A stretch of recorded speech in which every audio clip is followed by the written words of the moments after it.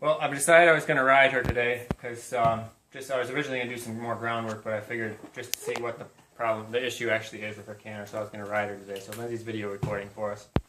A couple things I noticed right off the bat: the fungus that you said was on her, that she pointed out was on her head, is actually all over her body.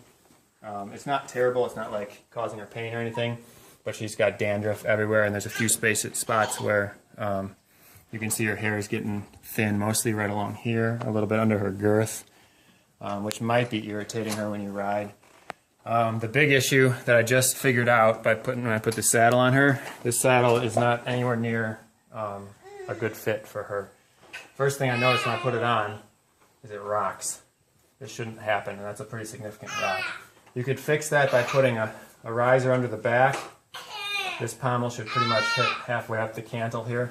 So a riser would solve that problem, but the bigger problem is this saddle is way too wide. As you can see, I can't even fit one finger between her spine and the pommel of the saddle here, which is bad because that's with no weight on it. As soon as you tighten up the girth and put a rider's weight on it, it's going to be in direct contact with her spine. It's going to be very uncomfortable for her, especially when going any faster than a walk. Might explain the franticness of the canter.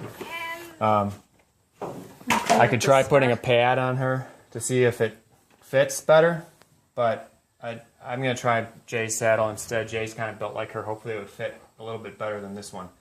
And then we can talk about what you want to do about this saddle. I don't know if you have another one or not. The other thing, I noticed this. I originally thought it was just more fungus.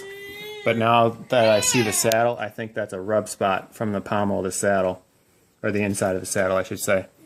Because that's exactly where it's sitting on her, which can't be very comfortable.